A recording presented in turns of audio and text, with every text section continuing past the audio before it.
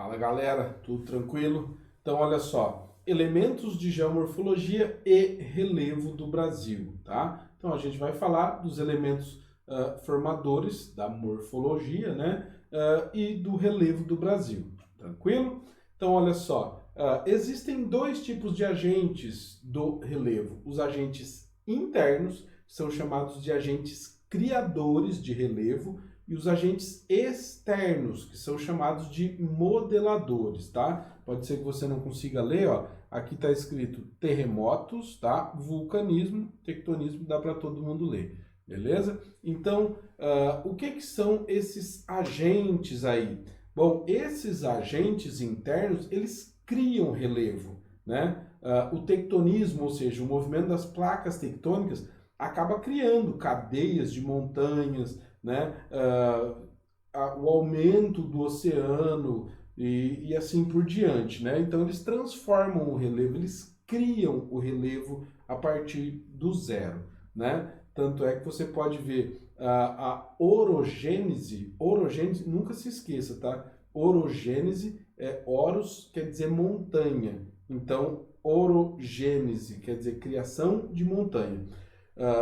A orogênese vem a ser o movimento que você então encontra as placas tectônicas e faz isso. Então falou orogênese, lembre de placa tectônica.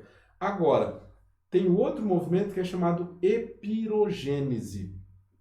A epirogênese está mais relacionada com a redução, o rebaixamento do relevo ou então o seu soerguimento. Beleza. O que vem a ser isso? Bom, esse movimento é um movimento praticamente de equilíbrio do planeta Terra, né? Porque, pensa, se você tem uma placa tectônica e está acima de um líquido, que é o magma, ela vai sofrer mesmo esse movimento, né? Então, se você pesou demais aqui, ela começa a afundar, né? Se afundou muito aqui, outra parte começa a dar uma estufadinha. Ou seja, é esse equilíbrio aí que rola entre os dois movimentos, beleza? E daí nós teremos os agentes modeladores do relevo, ou seja, todos aqueles elementos, aqueles fatores de erosão, ou então você pode também achar o termo meteorização, estarão relacionados com isso, tá? Os agentes modeladores, então, eles desgastam o relevo. São eles, ó, tem alguns que não estão aí, anote. São eles as geleiras, o vento, as águas correntes, ou seja, os rios, né? A chuva, o próprio sol, o crescimento das plantas, né? E até o homem pode estar aí no meio desses fatores, que a gente chama de antropismo, né? Na verdade, o homem é o mais devastador de todos eles. Porque uma geleira, para ela transformar um relevo, né, para ela modelar esse relevo, ela vai levar milhões de anos. O rio, né, para você fazer um negócio igual ao Grand Canyon, vai demorar também milhões de anos. O homem, para destruir um lugar, basta ter alguma coisa do seu interesse, tipo ouro, né? Existe no caso do Brasil Serra Pelada, era uma serra, hoje é um buraco, né? Mano, mas não era uma serra? Era. Extraímos quase tudo que tinha de lá, né? Ou seja, a gente também tem a nossa atuação. Qual a atuação do Sol?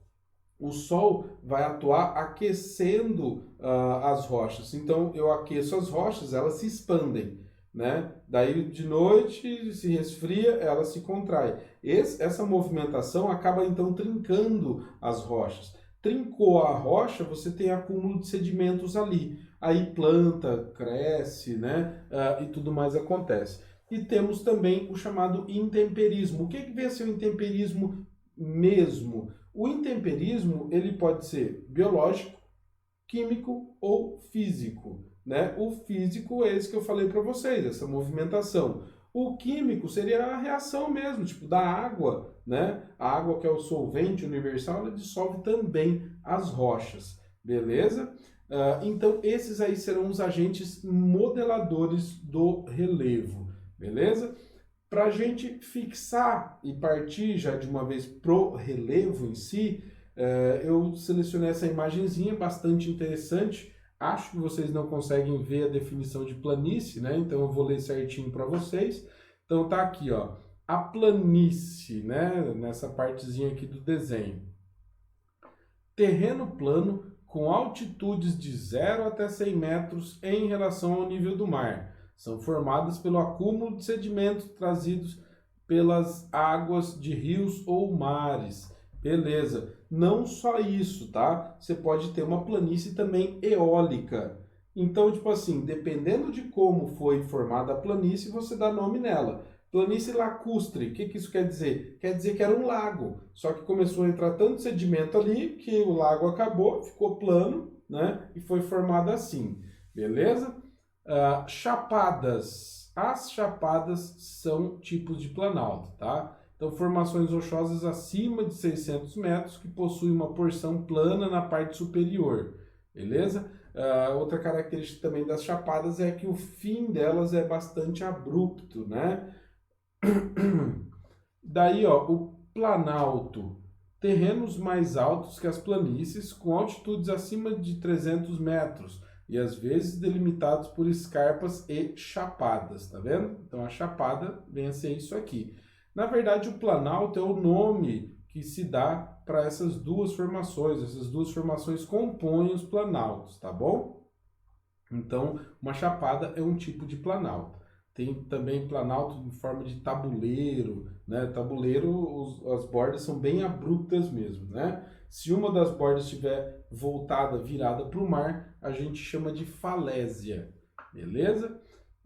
Depressão. A depressão são as áreas situadas abaixo das áreas vizinhas ao seu redor, ou seja, como está aqui na imagem, né?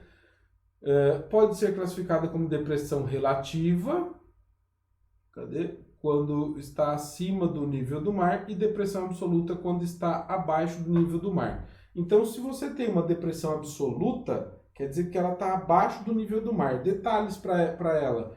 Ela vai ter mais sal que o normal e ela vai ser mais quente que o normal, né? 2 exemplos aí para você. Vale da Morte nos Estados Unidos, que é perto de Las Vegas, né? Extremamente quente, muito sal, a vegetação quase não existe. Por que você acha que chama Vale da Morte? E também o Mar Morto. Falando, nossa, mas tudo é morto? Então, é porque você tem um acúmulo de sal além do normal, tá? Já na depressão relativa, ela só é mais baixa que em relação à sua vizinhança.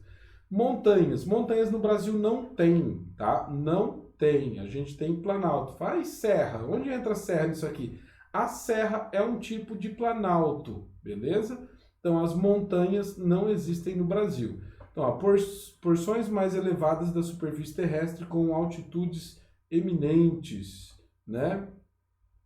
Para um conjunto de montanhas dá-se o nome de cadeia ou cordilheira. As montanhas, cadeias ou cordilheiras, elas serão formadas pelo encontro das placas tectônicas, tá bom? Essa é outra característica marcante.